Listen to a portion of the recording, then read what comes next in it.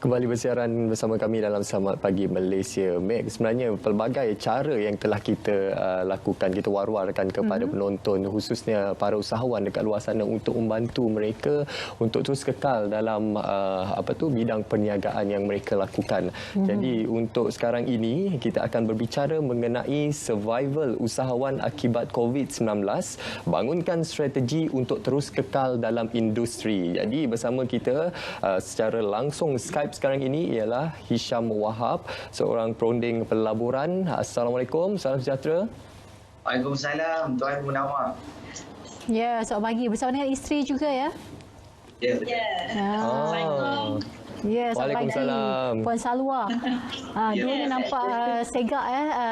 Saya rasa kalau usahawan ni tak kira lah di rumah ke di luar ke, penampilannya tetap dijaga. Tetap sama ya. Betul. Cuma itulah. Kena nampak berketerampilan menarik. Cabaran yang sekarang apabila usahawan sudah tidak lagi boleh beroperasi seperti biasa. Untuk meneruskan survival itu saya rasa banyak perkara yang perlu dilakukan.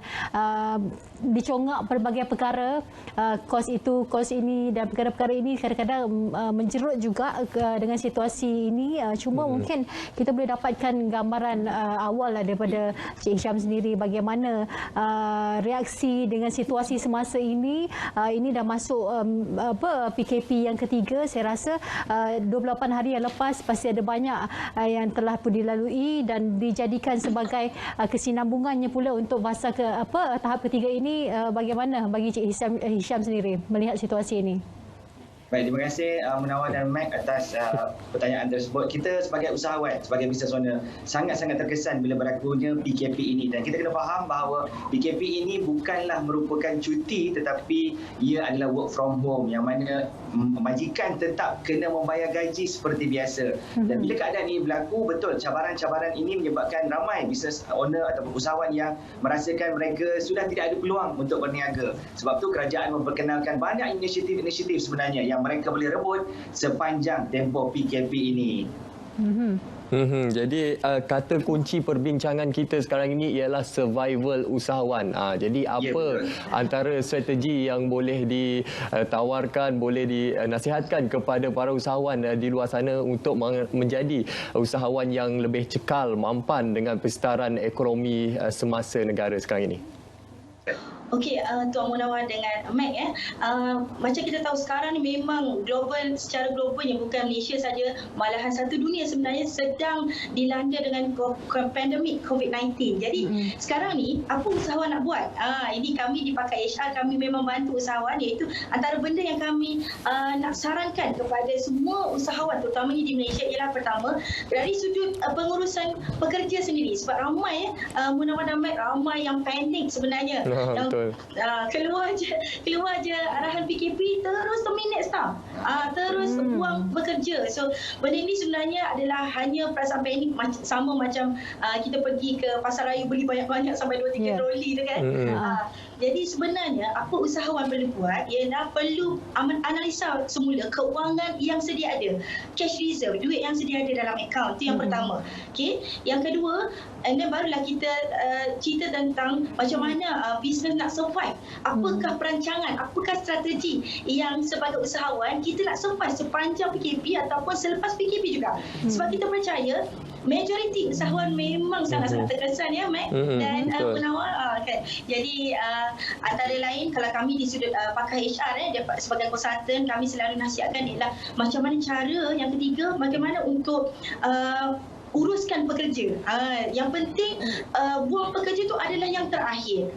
Antara yang kita cadangkan ialah yang pertama ialah seperti cuti tanpa gaji, sebab nanti Tuan Hisham akan terangkan apa yang kerajaan dah sediakan kan. Cuti tanpa gaji. Kita boleh juga work from home tu sendiri kena ada job scope yang mungkin berbeza, dan ini adalah cabaran untuk usahawan.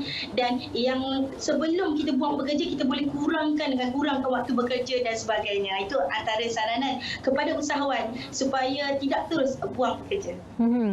Pakej rancangan ekonomi tambahan yang diumumkan oleh Yang Berhormat Perdana Menteri baru-baru ini telah memberikan pelbagai inisiatif kepada usahawan khususnya PKS supaya mereka tidak sampai ke tahap kena buang pekerja.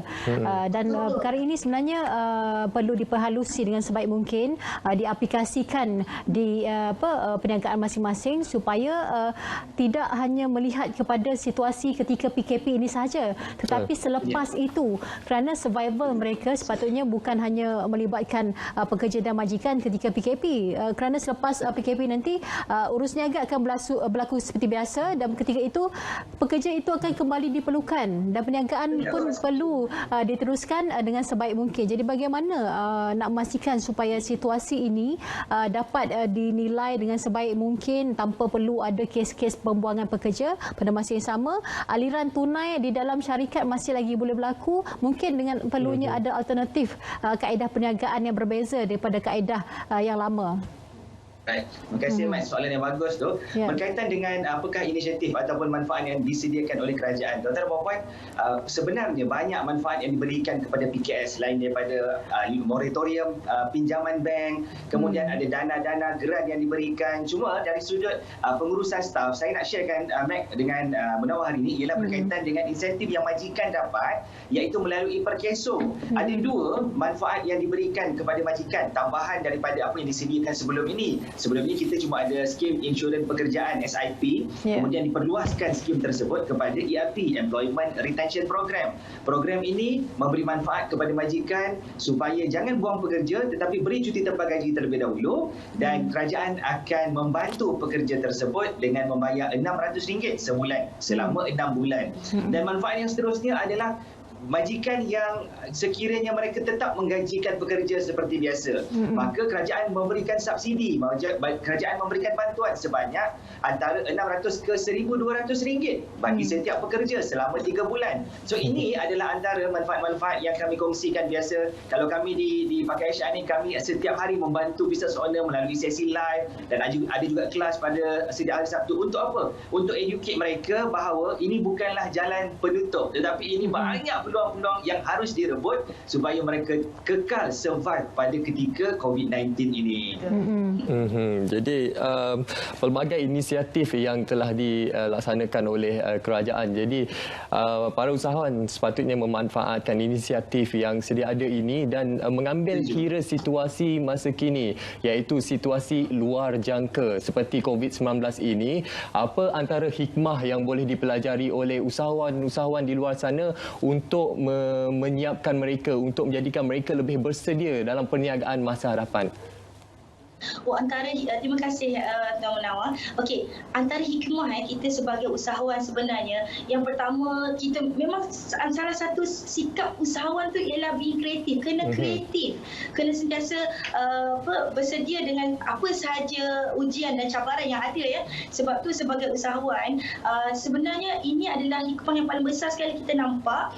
Kita kata lebih banyak kepada online sekarang ni. Kalau dekat usahawan banyak menggunakan metod secara dalam talian ya. Dan ini sebenarnya mungkin lepas habisnya COVID-19 ni, saya percaya ramai business owner yang mungkin ada yang tukar bisnes kepada, dan bisnes tu lebih baik lagi. Itu antara hikmah yang pertama. Dan antaranya yang kami boleh kongsikan ialah seperti Pakai HR juga. Sebelum ni kami buat training secara berdepan. Ini kami sudah convert, sudah banyak tukar kepada online. Sebab apa? Sebab keperluan semasa yang menyebabkan kita perlu kreatif. Sebagaimana disebut oleh Tuan Azharudin sebentar tadi daripada InScan. Beliau mengatakan bahawa usahawan ini pada masa inilah perlu kreatif ataupun perlu mencari peluang. Bukan istilah yang disebutkan oleh orang sebagai bermain biola di bucu katil. Sebab apa? Menangisi keadaan yang berlaku. Tidak, sebenarnya ada banyak peluang, dan ini juga sebenarnya adalah ruang untuk kita melihat balik apakah bisnes kita selama ini mampu untuk sustain sekiranya berlaku sesuatu. Dan PKP ini mungkin tempohnya tidak lama dan akan berakhir, insya-Allah. Sama-sama kita doakan dan kita pasti bahawa selepas ini, seperti mana disebutkan oleh Yang Berhormat Perdana Menteri, akan berlaku new normal. Perkara-perkara yang mungkin kita lakukan dengan cara yang baru, termasuk juga dari sudut bisnes. Apapun kalau melihat kepada kita kembali kepada asas keusahawanan itu, usahawan ni sebagai penyelesai masalah masyarakat sebenarnya. Apa yang masyarakat perlukan itulah perkhidmatan dan juga perkara ataupun produk yang mereka keluarkan. Apapun terima kasih saya ucapkan kepada Cik Hisham dan juga Puan Salwa kerana bersama dengan kami. Semangat dan juga aura itu. InsyaAllah kita terus support usahawan, sama-sama kita bantu. InsyaAllah. Baik. Terima kasih keduanya. Okey, Assalamualaikum.